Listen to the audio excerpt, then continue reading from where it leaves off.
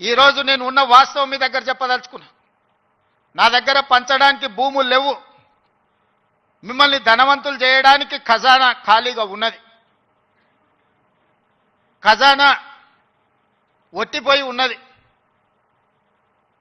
భూములేమో లేవు, పంపకాలు జరిగిపోయినాయి. ఈరోజు తెలంగాణలో 1,50,00,000 ఎకరాల వ్యవసాయ యోగ్యమైన భూములు ఉంటే 96% చిన్న సన్నకారు రైతులే. అంటే ఎకరము 2 ఎకరాలు 3 ఎకరాలే. ఇప్పుడు అగ్రికల్చర్ సీలింగ్ యాక్ట్ తెచ్చినా నేను గుంజుకోవడానికి గజం కాదు కదా, ఇంచు భూమి కూడా లేదు.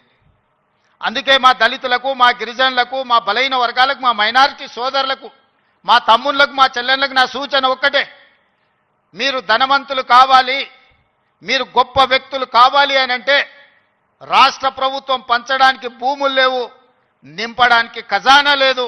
మీకు నేను ఇవ్వగలిగింది విద్య ఒక్కటే. నాణ్యమైన విద్యనే మీ తలరాతలను మారుస్తుంది.